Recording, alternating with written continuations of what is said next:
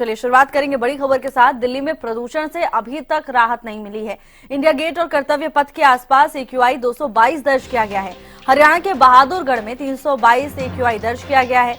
कई शहरों में 250 के ऊपर AQI जा पहुंचा है, जो अभी भी लोगों के लिए चिंता का विषय बना हुआ है। हवा की गुणवत्ता में अभी भी ज्यादा सुधार नहीं है, जिसके चलते लोगों को अभी भी स्वास्थ्य संबंधी परेशानियों से जूझना पड़ रहा है। इंडिया गेट और कर्तव्य पथ के आसपास AQI 222 दर्ज किया गया है। हरियाणा के बहादुरगढ़ की बात करें तो यहां पर 322 AQI दर्ज किया गया है। अभी भी कई शहरों में 250 के ऊपर AQI बना हुआ है। दिल्ली में प्रदूषण से अभी ज्यादा राहत नहीं है। अभी भी लोगों के लिए प्रदूषण का स्तर चिंता का सबब बना हुआ है। लगातार मुश्किलों से दो चार होना पड़ रहा है। जहां एक तरफ स्वास्थ्य संबंधी समस्याएं लोगों को परेशान कर रही हैं, तो वहीं लो विजिबिलिटी भी लोगों के लिए बड़ी चुनौती बनी हुई है। दिल्ली में प्रदूषण से अभी भी लोगों को राहत नहीं है। प्रदूषण का कहर लगातार जारी है। कई क्षेत्रों में AQI 250 के पार बना हुआ है। कर्तव्य पथ और इंडिया गेट के बाद आसपास की बात करें तो यहां पर AQI 222 दर्ज किया गया है। दिल्ली में भी अभी भी प्रदूषण का कहर लगातार जारी है। जहां एक तरफ लोगों को स्वास्थ्य संबंधी परेशानियां हो रही हैं, तो वहीं दूसरी तरफ विजिबिलिटी लो होने के चलते भी लोगों को चुनौतियों का सामना करना पड़ रहा है। हरियाणा के बहादुरगढ़ में 322 AQI दर्ज किया गया है। हवा की गुणवत्ता में ज्यादा सुधार देखने को नहीं मिला है, जिसके कारण सांस लेना मुश्किल होता जा रहा है। दिल्ली में प्रदूषण से अभी भी ज्यादा राहत नहीं है। कई शहरों में 250 के ऊपर AQI दर्ज किया गया है। हरियाणा के बहादुरगढ़ की बात करें तो यहां भी 300 के पार AQI दर्ज किया गया है। इंडिया गेट और कर्तव्य पथ के आसपास भी अभी हालत चिंताजनक बनी हुई है।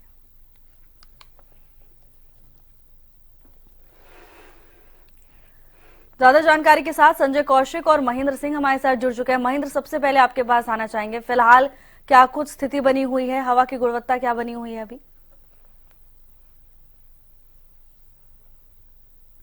ग्रैप 3 हटा दिया गया है NCR क्षेत्र से, लेकिन जो AQI लेवल है वो साफ बता रहे हैं कि अभी भी आबो हवा बेहद जहरीली है। करनाल जिले के AQI लेवल की मैं बात करूं तो अभी भी ये 200 के आसपास बने हुए हैं। ग्रैप 3 लागू था तब भी कोई बड़ा सुधार देखने को नहीं मिला था, और अब ग्रैप 3 हटा दिया गया है। अब भी कोई ये कहे कि ऐसी स्थिति अनुकूल स्थिति है जिससे ग्रैप 3 हटाने की जरूरत थी, तो हटा जरूर दिया गया, लेकिन अभी भी जो स्थिति है वो प्रदूषण की मार लोगों को मजबूरन जो है सहनी पड़ रही है। और जिस तरह से आज मौसम में भी बड़ा परिवर्तन देखने को मिला है। करनाल जिले की मैं बात करूं तो करीब 10 किलोमीटर प्रति घंटे की रफ्तार से ठंडी हवाएं चल रही है। तो ऐसे में तापमान जो है जरूर 1 से 2 डिग्री नीचे आया है। तो एक तरफ ठंड, बढ़ती ठंड है, दूसरी तरफ प्रदूषण की मार है। तो दोहरी मार अब लोगों को झेलनी पड़ेगी, क्योंकि आने वाले दिनों में जिस तरह से मौसम विभाग ने बताया, पहाड़ी क्षेत्रों से और ज्यादा ठंडी हवाएं आएंगी, जिसकी वजह से मैदानी इलाकों का तापमान गिरेगा। लेकिन जो धूल और धुएं के कण अभी भी आसमान में मौजूद है, उनसे अभी कोई निजात मिलती हुई नहीं दिखाई दे रही। तो ऐसे में लोगों को अभी भी कुछ दिनों तक प्रदूषण की मार का सामना करना पड़ेगा।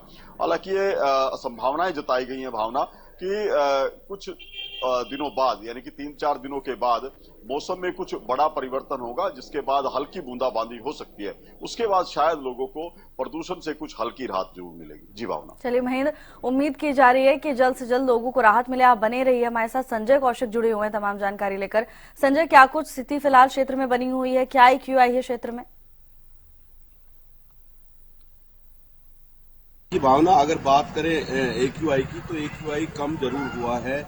कल की बात करें तो कल 156 AQI रेवाड़ी का दर्ज किया गया था, और यही स्थिति आज भी है। 10 जिलों में जो कम विजिबिलिटी का जो येलो अलर्ट जारी किया था, उसके बाद आज रेवाड़ी में धूप खिली हुई है और आसमान कहीं साफ दिखाई दे रहा है।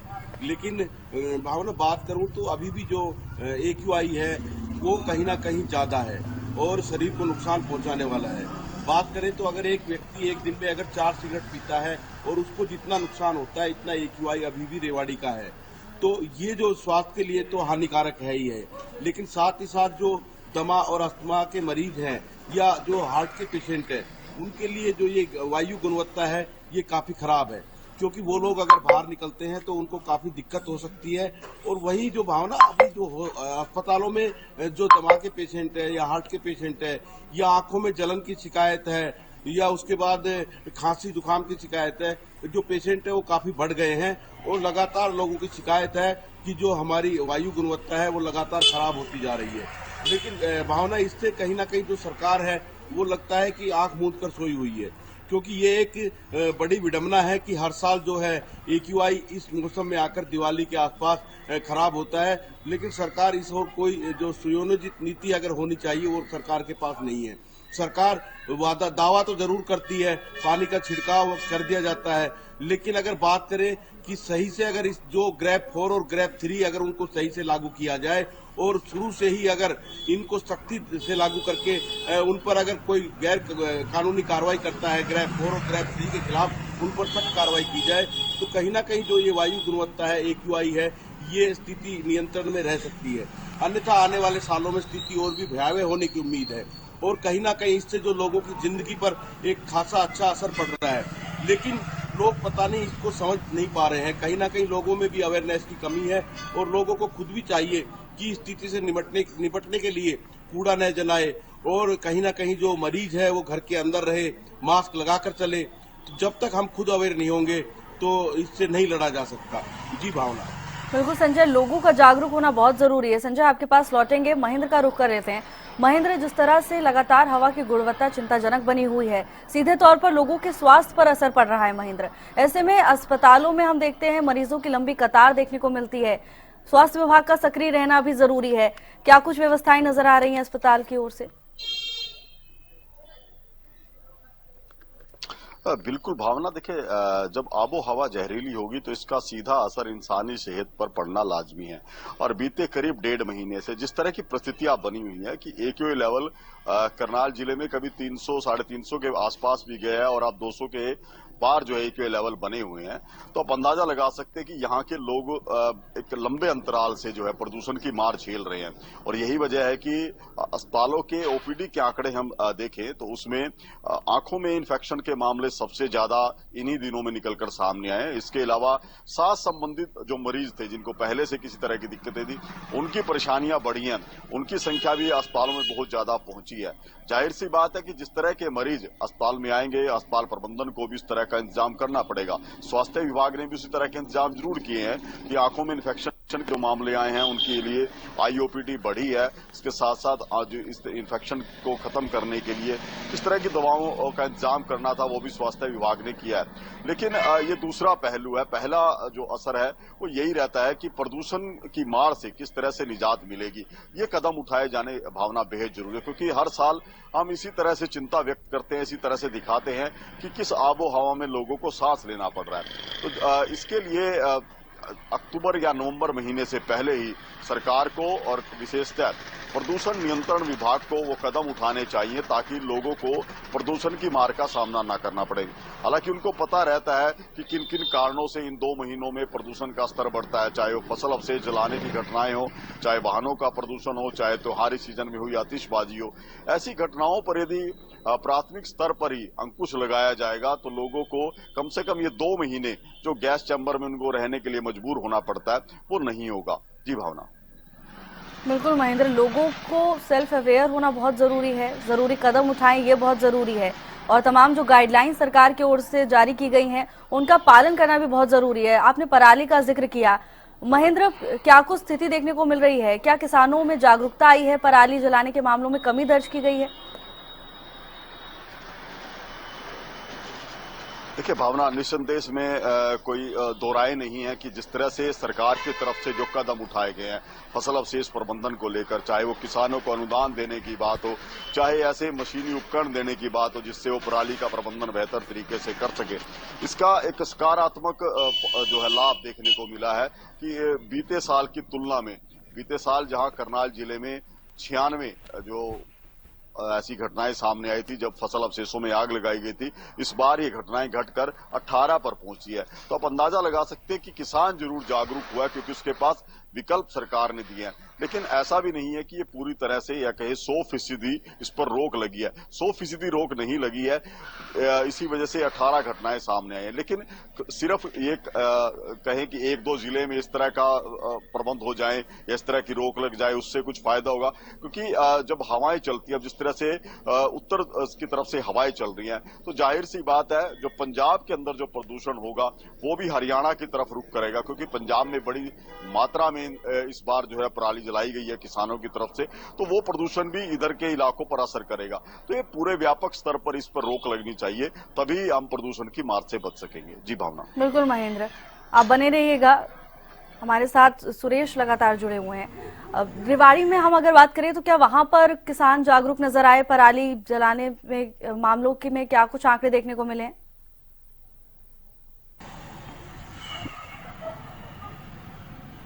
जी, मैं बात अगर रेवाड़ी की करने लगूं तो भावना, जो रेवाड़ी एरिया है दक्षिण हरियाणा है, यहाँ स्थिति ये है कि यहाँ चावल की खेती बहुत कम होती है, तो कहीं ना कहीं जो पराली का मामला है वो यहाँ संज्ञान में नहीं आता है।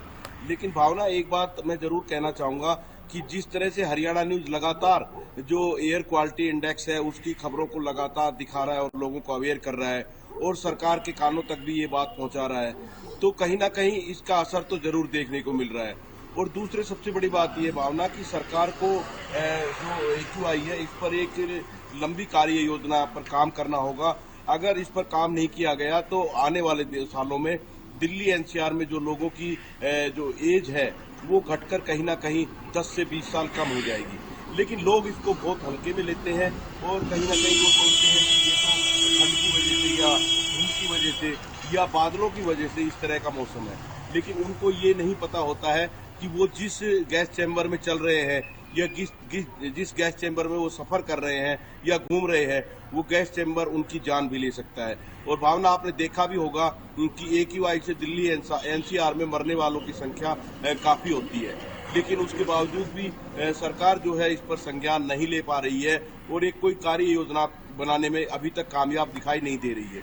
और वहीं बात करें दिल्ली की, तो भावना आप देखिए कि 70% लोग दिल्ली छोड़ना चाहते हैं। वजह एक ही है कि जो दिल्ली गैस चैम्बर बन गई है और यही हार दिल्ली NCR का भी है। लेकिन भावना, इसमें सबसे बड़ी बात यह है कि हम खबरें दिखाते हैं, लोगों को जागरूक भी करते हैं, लेकिन जब तक सरकार इस पर एक कार्य योजना नहीं बनाएगी और उसको दृढ़ता से लागू नहीं करेगी, इस गैस चैम्बर से आम आदमी इसी तरह व्यतीत होता रहेगा। जी बात। बिल्कुल संजय, प्रदूषण घातक है, इसमें कोई दो राय नहीं है और सीधा प्रभाव संजय लोगों के स्वास्थ्य पर पड़ता है। ऐसे में स्वास्थ्य विभाग का सक्रिय होना भी बहुत जरूरी हो जाता है। क्या कुछ व्यवस्थाएं नजर आ रही हैं क्षेत्र में?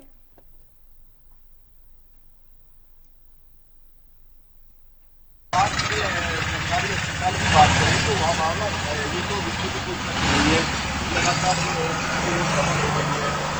जो खासकर अस्थमा के मरीज हैं वो ज्यादा यहाँ देखने को मिल रहे हैं और दूसरे जो सबसे ज्यादा मरीज है वो आंखों पे आ रहे हैं, क्योंकि आंखों में जलन की शिकायत है और लोगों को ये 90% लोगों को इसकी जानकारी नहीं है कि आंखों में जलन जो है ये इस AQI की वजह से, वायु गुणवत्ता की वजह से हो रही है।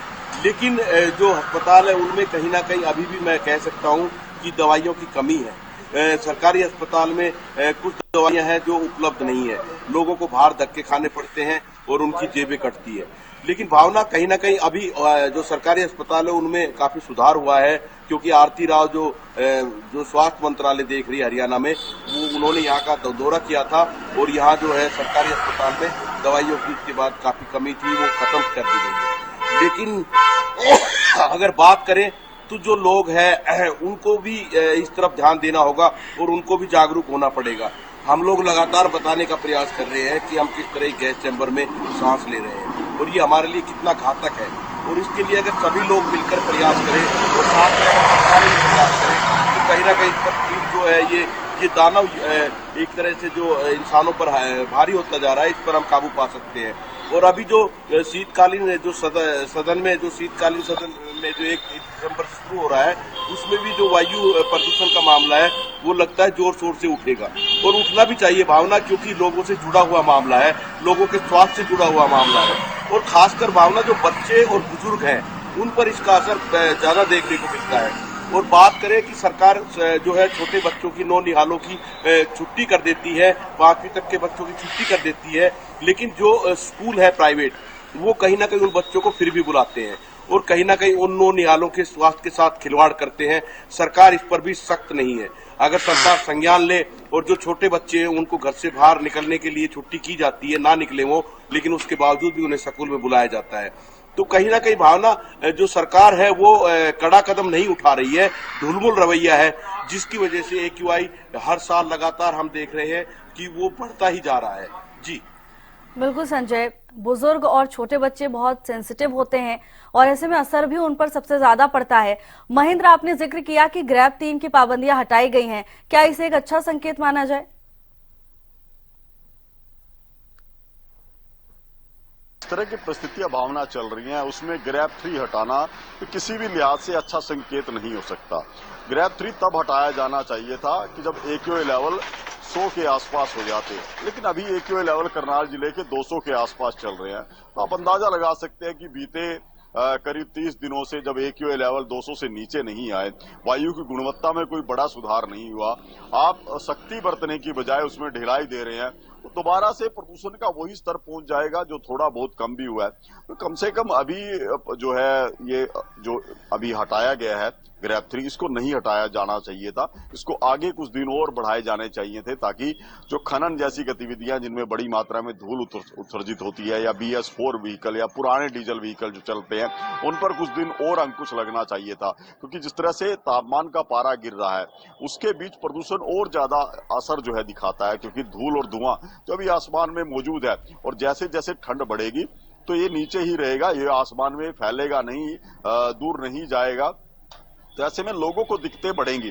तो कम से कम अभी 15-20 दिन और ग्रैब 3 जो है लागू रहना चाहिए था, ताकि एक्यूआई लेवल में कुछ सुधार होता, उसके बाद भले ही इसमें कुछ रियायत दे दी जाती। जी भावना। बिल्कुल महेंद्र, आप बनी रहेगा, आपके पास वापस आएंगे। संजय, क्या रेवाड़ी में भी कोई पाबंदी लागू की गई है?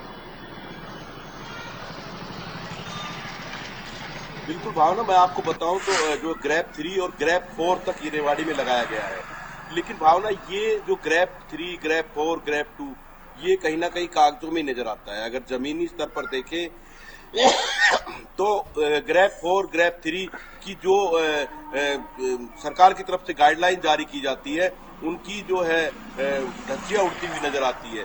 शहर के लगातार चारों तरफ कूड़ा जलता हुआ दिखाई देगा, और जो चिमनियां हैं फैक्ट्रियों की, वो लगातार धुआं उगल रही है। और इसके अलावा और भी जो चीजें हैं जो ग्रैब 3 में, जैसे कंस्ट्रक्शन है, वो लगातार चल रहे हैं।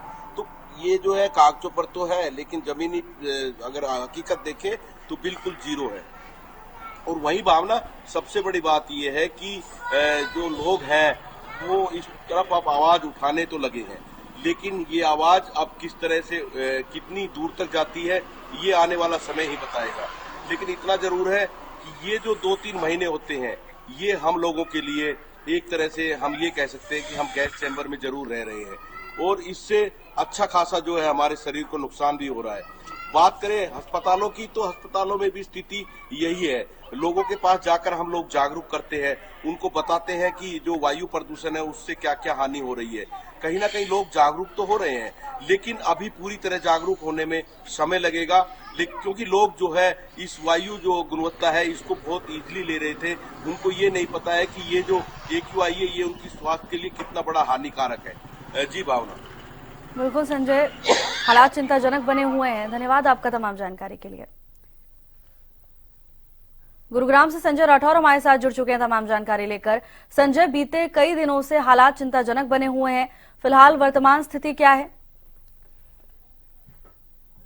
कहना चाहूंगा, जिस तरीके से दिवाली के बाद से जो एयर क्वालिटी इंडेक्स लगातार अपने विकराल रूप में जरूर आ जाता है, लेकिन उसके बाद भी बरसात के बाद जरूर बढ़ता हुआ एक एक्यूआई लेवल थोड़ा नियंत्रण में जरूर आया था, लेकिन एक बार फिर जिस तरीके से आपने जिक्र किया कि चिंता का विषय बना हुआ है। और आज गुरुग्राम की बात करें तो 300 के करीब भी आज जो एयर क्वालिटी इंडेक्स है वो दर्ज किया गया है, जो कि बेहद ही साफ श्रेणी में आता है, और लगातार लोगों की सेहत पर इसका प्रभाव पड़ता हुआ भी नजर आ रहा है। वही एक बड़ा कारण है कि अब अस्पतालों के अंदर भी मरीजों की जो संख्या है लगातार दुगनी होती जा रही है। और सबसे बड़ी बात यह है, आंखों में जलन, सांस लेने में तकलीफ और स्किन से संबंधित जो रोगी है उनकी लगातार जो तादाद है अब अस्पतालों के अंदर देखी जा सकती है। इसी के साथ साथ अब स्वास्थ्य विभाग ने इवनिंग की जो ओपीडी है सामान्य अस्पताल के अंदर वो भी शुरू की, और तमाम सरकारी और प्राइवेट अस्पताल के जो डॉक्टर हैं उनको भी जरूरी दिशा निर्देश दिए गए हैं।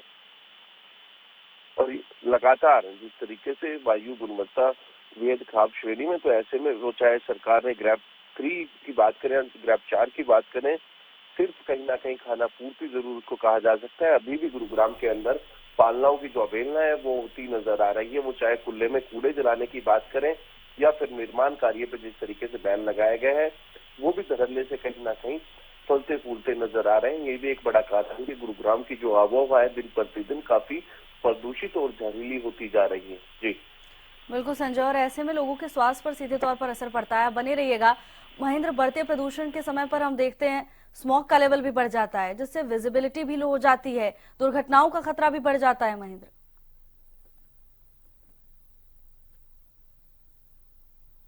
देखिए, अभी से ही स्मोक की वजह से विजिबिलिटी काफी हद तक प्रभावित है। खासकर सुबह और देर शाम की मैं जिक्र करूं तो उस समय अच्छा खासा असर इस धुएं और धूल की वजह से विजिबिलिटी पर पड़ता है। और जिस तरह से मौसम विभाग ने अब संकेत दिए हैं कि अगले सप्ताह से जो है धुंध का दौर भी शुरू हो सकता है, तो ऐसे में यदि मौसम में ठंड की वजह से धुंध पड़ती है, कोहरा पड़ता है और ऊपर से स्मोक का जो असर है, ये दोनों मिलकर ऐसी परिस्थितियां पैदा कर देंगे कि विजिबिलिटी पर बहुत ज्यादा असर होगा, जिससे दुर्घटनाएं होने की आशंका जो है वो बढ़ जाएंगी।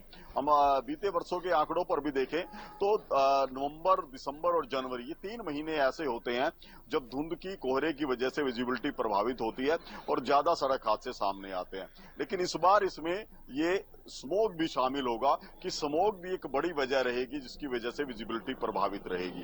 तो अभी यदि मौसम में कोई बदलाव नहीं हुआ या कहीं की बरसात नहीं हुई और इसी तरह से प्रदूषण की परिस्थितियां बनी रही, तो दोहरी मार लोगों पर पड़नी स्वाभाविक है। भावना कि एक तरफ ठंड की मार वो सहन करेंगे, शीतलहर चलेगी, दूसरी जो है प्रदूषण की वजह से उनको सांस लेने में जो अभी से तकलीफ हो रही है वो ठंड के मौसम में और ज्यादा बढ़ेगी। तो ऐसे में लोगों की अभी जो दिक्कतें हैं वो कम होने वाली नहीं है, इनमें और ज्यादा इजाफा होगा। जिस तरह से हम ग्रैब का जिक्र कर रहे थे कि ग्रैब 3 हटा दिया गया, लेकिन आप देख लेना कि जिस तरह के हालात अभी बने हुए हैं, तो आने वाले दिनों में ग्रैब 4 भी लागू करना पड़ सकता है, क्योंकि अभी AQA लेवल में कोई बड़ा सुधार देखने को नहीं मिला है। और जैसे जैसे ठंड बढ़ेगी ये प्रदूषण अपना असली रंग दिखाएगा, तब शायद एक बार फिर से ग्रैब 4 के नियम भी हमें पालन करने पड़ सकते हैं। अभी हालांकि इसमें लापरवाही बरती गई है, कोई बड़ा सुधार देखने को नहीं मिला है, लेकिन जिस तरह की मजबूरियां आने वाले दिनों में बनेगी उसके बाद शायद विभाग को सख्ती बरतनी पड़ेगी। जी भावना। बिल्कुल महेंद्र। संजय, लगातार लोग प्रदूषण के मार झेल रहे हैं, प्रदूषण का कहर लगातार बरप रहा है, लोग परेशान हैं। ऐसे में सबसे बड़ा सवाल अब यही है कि आखिर राहत कब मिलेगी? तो आपने राहत की बात करें तो जिस तरीके से महेंद्र ने भी जिक्र किया, जहाँ एक तरफ बढ़ता हुआ एयर क्वालिटी इंडेक्स चिंता का विषय बना हुआ है, तो दूसरी तरफ बढ़ती हुई ठंड भी लोगों के लिए कहीं ना कहीं एक मुसीबत बनकर सामने आ सकती है। और तीसरी सबसे बड़ी बात है डेंगू का डंक। कहीं ना कहीं बदलते हुए मौसम के साथ साथ अब लोगों को ट्रिपल अटैक से कहीं ना कहीं जूझना पड़ रहा है, जहाँ एक तरफ एक लेवल उनके लिए सेहत के लिए काफी हानिकारक है, तो वहीं पर बढ़ती हुई ठंड से भी लोगों को परेशानी उठानी पड़ सकती है, तो वहीं पर डेंगू का जो डंक है वो भी सताने लगा है। अब इन तीनों के बीच कहीं ना कहीं लोगों को भी कहीं ना कहीं अपनी जिम्मेदारी समझनी होगी और कहीं ना कहीं एहतियात जरूर बरतने होंगे। भले ही जिला प्रशासन हो या फिर सरकारें हो, बढ़ते हुए एयर क्वालिटी इंडेक्स को नियंत्रण में करने के प्रयास जरूर कर रहे हैं, लेकिन अभी भी हालात 10 के 10 बने हुए। धरातल पर कोई इस तरीके की व्यवस्था नजर नहीं आती जिससे कि बढ़ते हुए एयर क्वालिटी इंडेक्स पर नियंत्रण पाया जा सके। अभी भी कहीं ना कहीं तमाम जो पालनाएं थी अवहेलना की जा रही है उनके, और ऐसे में लगातार प्रशासन जरूर अपील कर रहा है लोगों से कि अपने आसपास पानी का छिड़काव जरूर करें, जिससे कि मिट्टी के कण वायु में ना घुलें और लोगों की सेहत के साथ खिलवाड़ ना हो सके। या फिर रोड साइड जो डस्ट है उसके ऊपर नगर निगम की बात करें, GMD के अधिकारियों की बात करें, उनकी तरफ से सफाई अभियान जो है वो कराया जाना था, लेकिन अभी तक नहीं कराया गया। और साथ ही साथ जो सड़क किनारे पेड़ लगे हैं जिनके ऊपर मिट्टी की जो परतें चढ़ी हुई हैं उनके ऊपर पानी का छिड़काव करने से भी कहीं ना कहीं बढ़ते हुए क्वालिटी इंडेक्स में राहत पा सकते थे, लेकिन अभी इस तरीके की कोई इंतजाम गुरुग्राम प्रशासन के द्वारा नहीं किए गए। और ये भी एक बड़ा कारण है कि दिल्ली के नजदीक गुरुग्राम है और बढ़ते हुए एयर क्वालिटी इंडेक्स में आए दिन कहीं ना कहीं इजाफा जो है वो दर्ज किया जा रहा है, जो कि लोगों की सेहत के लिए एक बड़ी कहीं ना कहीं परेशानी देखी जा रही है। और लगातार अस्पतालों के अंदर मैं बात करूं तो जो मरीजों की संख्या बढ़नी शुरू हो गई है। इसी के साथ साथ गुरुग्राम सीएमओ अलका सिंह की माने तो उन्होंने गुरुग्राम वासियों से जरूर अपील की है, खासतौर पर छोटे बच्चे, बुजुर्ग और गर्भवती महिलाओं से उन्होंने अपील की कि सुबह और शाम की वॉक है उसको वो अवॉइड करें, और यदि दोपहर 12 बजे से 4 बजे तक यदि कोई जरूरी काम है घर से बाहर निकले, मास्क जरूर लगाएं, साथ ही साथ पूरी बाजू के कपड़े वो पहने और पानी की बोतल अपने साथ जरूर रखें, जिससे कि डिहाइड्रेशन से बचा जा सकता है। जी बिल्कुल संजय, जागरूकता बहुत जरूरी है। इन तमाम गाइडलाइंस का पालन करना इस समय बहुत जरूरी हो जाता है, अन्यथा स्वास्थ्य पर सीधे तौर पर प्रभाव पड़ेगा। धन्यवाद आप दोनों का तमाम जानकारी के लिए।